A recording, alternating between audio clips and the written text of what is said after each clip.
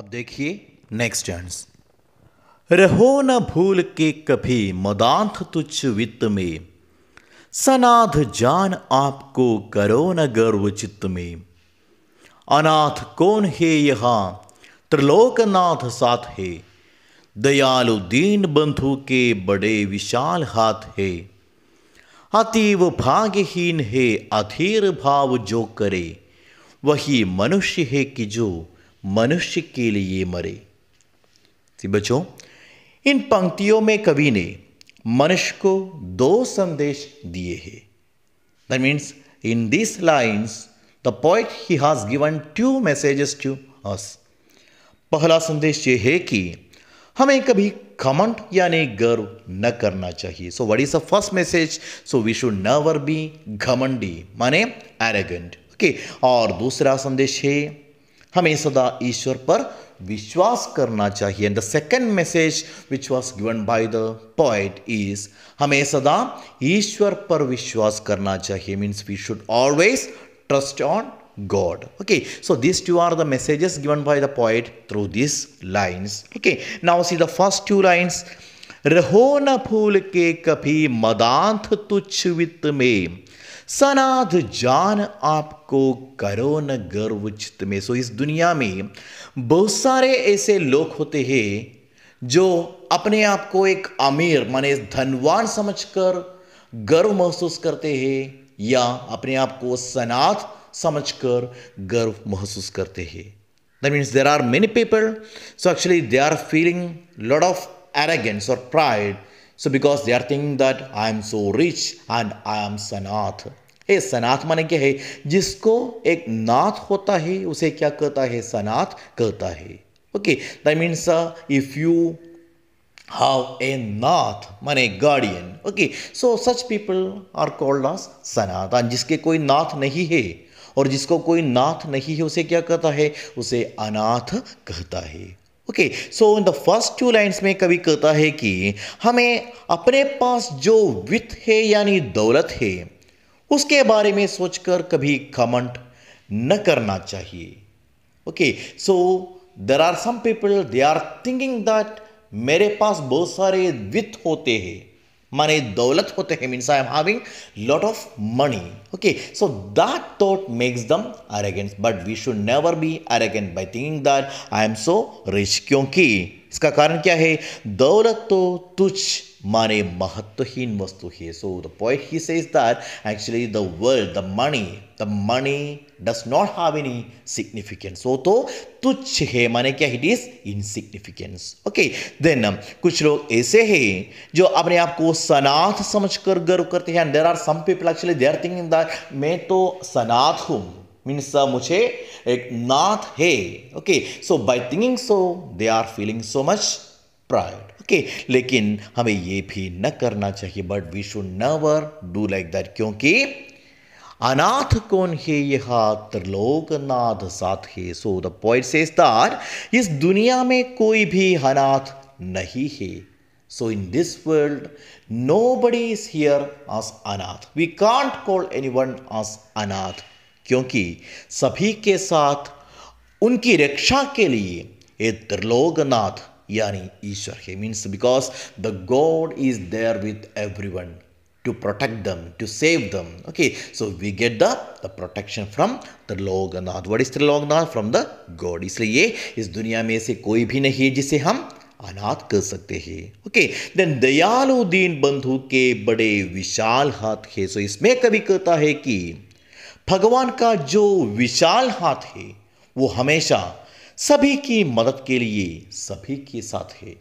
That means the vishal heart of the God, the very big hand of the God is there with everyone. For what? हमारी मदद के लिए, for our help. Okay, so क्योंकि भगवान दयालु है और दीन बंधु यानी गरीबों का बंधु है। Because the भगवान is दयालु, the God is so kind, and वो दीन बंधु है, means he is always there for the welfare of गरीब लोग। दीन बंधु का मतलब क्या है? गरीबों का बंधु, माने क्या है? For the protection of the गरीब लोग, मीन्स पुअर पीपल। देन अति भाग्यहीन है अधीर भाव जो करे, वही मनुष्य है कि जो मनुष्य के लिए मरे। सो इसमें कवि कहता है कि अगर हम किसी को भाग्यहीन कह सकते हैं, so if you can call someone as भाग्यहीन माने क्या है? अनलकी। सो वे ऐसे लोग हैं जो इस तथ्य को न जानकर, ईश्वर पर विश्वास न करके अधीर होकर रखते हैं। Means we can call such people as unlucky, so who does not realize this fact. So which fact? That the God is there for the protection of everyone. Okay, so they does not realize this fact and they are living like adhir. What is adhir? They are living without any dhairya. What is dhairya? They are living without any courage. Okay, so those who are living in this world as courageless, so they can be called as, or we can call those people as भाग्यहीन, means unlucky. So once again he says that वही मनुष्य है कि जो मनुष्य के लिए मरे। So he is the real man who is ready to die for others. अब देखिए नेक्स्ट चांस। अनंत अंतरिक्ष में अनंत देव है खड़े, समक्ष ही सुबाहु जो बढ़ा रहे बड़े बड़े, परस्पर अवलंब से उठो तथा बढ़ो सभी, अभी अमर्त्य अंक में अपंग हो चढ़ो सभी, रहो न यों की एक से न काम और कासरे, वही मनुष्य है कि जो मनुष्य के लिए मरे।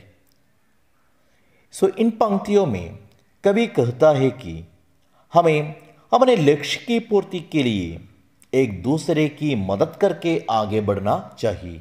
Means so in this lines the poet says that अपने लक्ष्य की पूर्ति के लिए, means to fulfil the goal of our life, to achieve the goal of our life, हमें आगे बढ़ना चाहिए। Means we should go ahead. How? एक दूसरे की मदद करके। Means we should go ahead by helping each other. Okay, so that is the content of this stanza. Okay, so now अनंत अंतरिक्ष में अनंत देव है खड़े।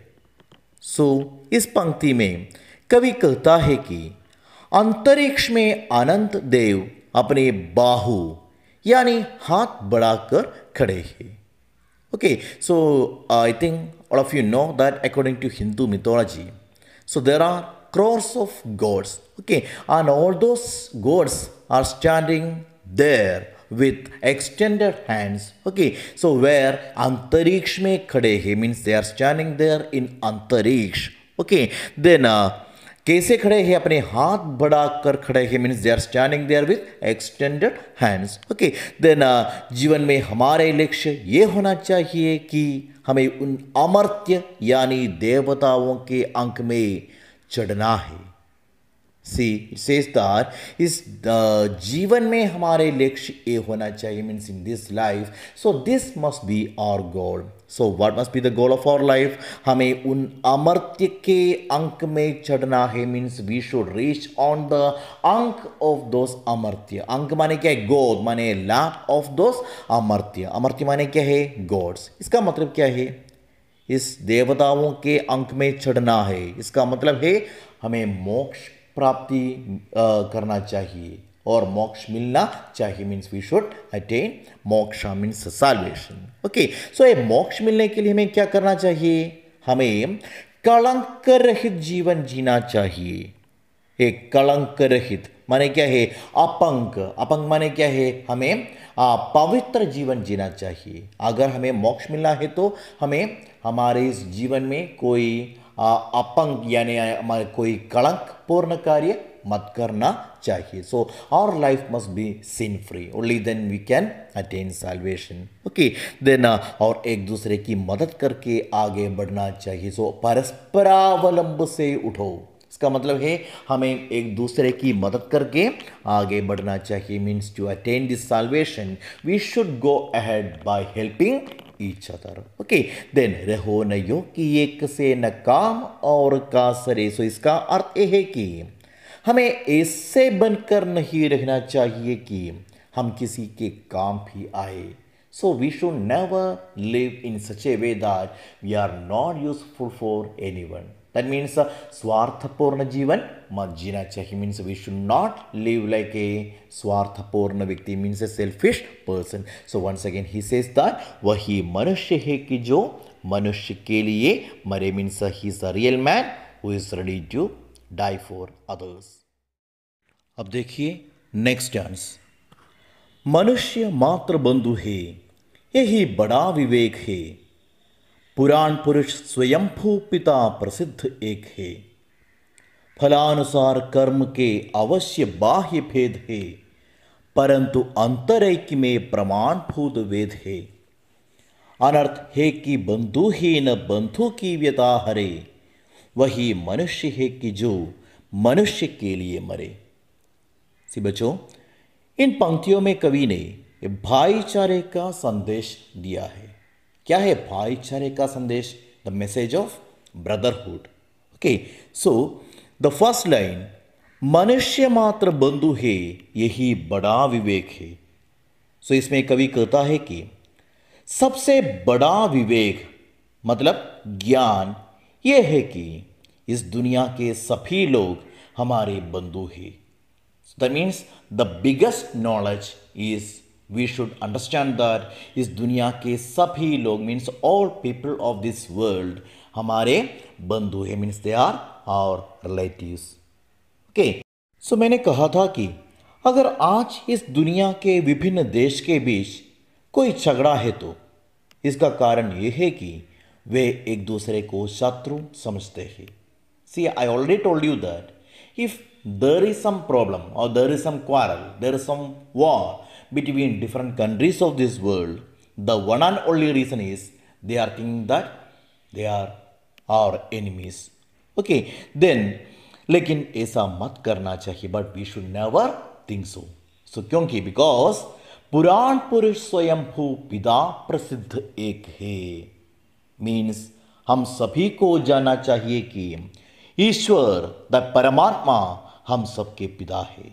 यानी हम सब वो स्वयंभू यानी परमात्मा के संतान है.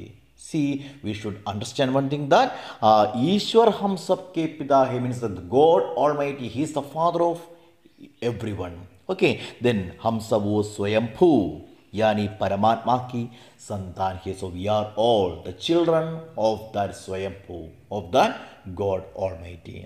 ओके, देन फलानुसार कर्म के अवश्य बाह्य भेद है, परंतु अंतरैक्य में प्रमाणभूत वेद है. सो इन दो पंक्तियों में कवि ने कहा कि अगर एक पिता के संतान होकर भी लोगों में कोई भेद दिखाई देता है, यानी कुछ अमीर है, कुछ गरीब, कुछ राजा, इसका कारण यह है कि मनुष्य को उनके कर्म के अनुसार फल मिलता है.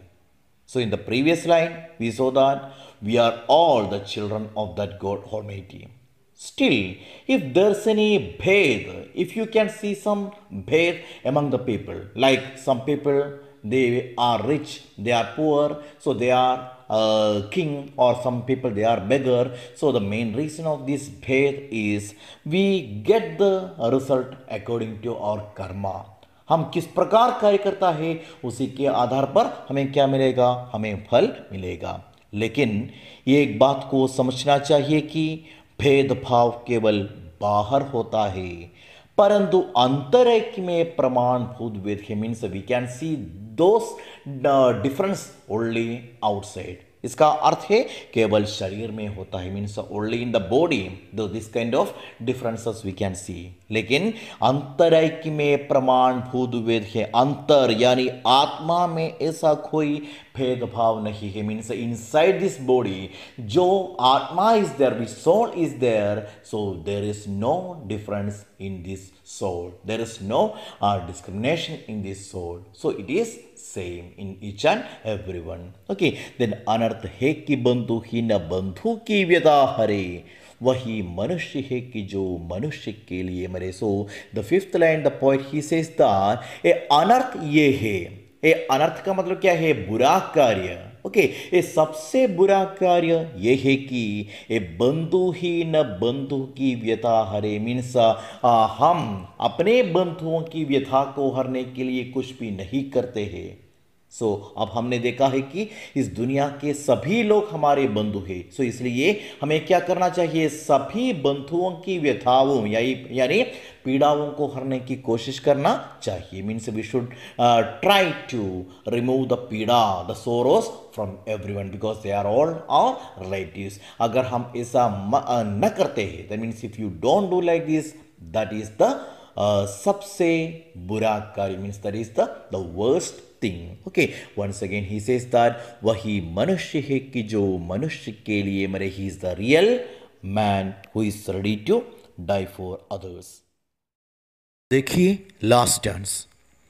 चलो अभीष्ट मार्ग में सहर्ष खेलते हुए, विपत्ति विघ्न जो पड़े उन्हें ढकेलते हुए, खड़े न हेल मेल हा, बढ़े न भिन्नता कभी, अतर्क एक पंथ के सतर्क पंथी हो सभी, तभी समर्थ भाव है कि तारता हुआ तरे, वही मनुष्य है कि जो मनुष्य के लिए मरे। बच्चों, इन पंक्तियों में भी कवि ने मनुष्य को एकता से आगे बढ़ने का संदेश दिया है। Means the poet he gave the message that we have to go ahead with एकता। व्हाट इज एकता? With unity. Okay, now see the first two lines. चलो अभीष्ट मार्ग में सहर्ष खेलते हुए, विपत्ति विघ्न जो पड़े उन्हें ढकेलते हुए। इन पंक्तियों के माध्यम से कवि मानव से कहते हैं कि हम सब यात्री हैं।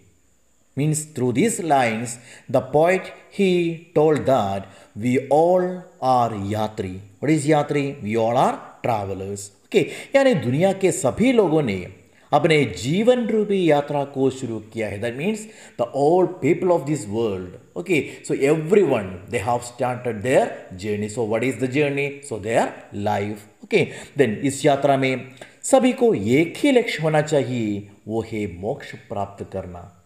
In this yatra or in this journey, we all must have only one lakshya, only one destination or one aim. Okay, what should be our aim? A moksha prapt karna. As we saw in the previous chants, this must be our aim. We must attain moksha, salvation. Okay, इस लक्ष्य तक पहुंचने के लिए हमारे सामने अनेक रास्ताएं हैं, अर्थात हम तरह तरह के कार्य करके मोक्ष प्राप्त कर सकते हैं। Means to achieve this particular goal, we have so many ways in front of us. Okay, कई रास्ताएं हैं। इसका अर्थ क्या है? We can do so many things, we can do different types of things to attain salvation. Okay, then इसलिए कवि ने कहा कि चलो अभीष्ट मार्ग में सहर्ष खेलते हुए। Though there are so many रास्ताएं in front of us, there are so many ways in front of us. That is why मनुष्य को क्या करना चाहिए? अपने अभीष्ट यानी इच्छित मार्ग पर प्रसन्नता पूर्वक आगे बढ़ना चाहिए। We have to choose a way and we have to go ahead with प्रसन्नता। व्हाट इज प्रसन्नता पूर्वक? With happiness. ओके, देन रास्ते में जब कोई मुसीबत या विघ्न पड़ते हैं, उन्हें सब मिलकर हटाकर आगे बढ़ना चाहिए। दैट इज विपत्ति विघ्न जो पड़े उन्हें ढकेलते हुए। इस यात्रा में एकता सबसे महत्वपूर्ण कार्य। इसलिए अगर हमारे रास्ते में कोई विपत्ति माने कोई डिफिकल्टी आता है या विघ्न आता है, कोई प्रॉब्लम्स आता है, तो क्या करना चाहिए? हम सबको मिलकर उन विपत्ति या विघ्न को ढकेलना चाहिए। Means we have to remove all this problems from our way. Okay, then खड़े न हेल मेल हा, बढ़े न भिन्नता कभी। इसका मतलब यह है कि इस यात्रा में सबसे महत्वपूर्ण चीज है एकता। Okay, the unity is the most important thing. Okay, इसलिए हमारे बीच जो हेल मेल यानी यूनिटी है, इसमें कोई कमी नहीं आनी चाहिए। That is why he said that खड़े न हेल मेल। मीन्स हमारे बीच कोई हेल मेल है तो हमारे बीच जो हेल मेल है, हमारे बीच जो यूनिटी है, उसमें कोई कमी नहीं आनी चाहिए। Means there should not be any the deficiency in that unity. और बढ़े न भिन्नता कभी, अर्थात हमारे बीच विचारों की कोई भिन्नता है तो उसे न बढ़ना चाहिए. So if there is any dispute or if there is any difference in the opinion, then we should never let it be increased. Okay, then अतर्क एक पंथ के सतर्क पंथी हो सभी. सो इस प्रकार हम सभी को तर्क रहित होकर, माने without any quarrel, without any dispute, then सावधानी पूर्वक आगे बढ़ना चाहिए. So we all have to go ahead with lot of savdhani. What is we should be so careful while we are going ahead through this way. Okay, then तभी समर्थ भाव है कि तारता हुआ तरे. सो इस पंक्ति में कवि कहता है कि सबसे महत्वपूर्ण कार्य यह है कि हमें अपने लक्ष्य तक पहुंचने के साथ ही दूसरों को भी लक्ष्य प्राप्त करने के लिए मदद करना चाहिए. So the point says that of course we should try to achieve our goal. Along with that, the most important thing is we must help others to achieve their goal. That is the most important thing. So, जो ऐसा कार्य निस्वार्थपूर्ण कार्य करता है, जो ऐसा निस्वार्थपूर्ण कार्य करता है, वे है महान आदमी. So, one who is doing such things without any selfishness, so such people can be called as महान लोग. Such people can be described as the great people.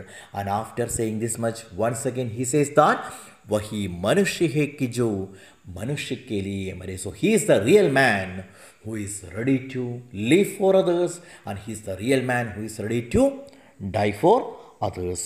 So that is मनुष्यता यानी humanity.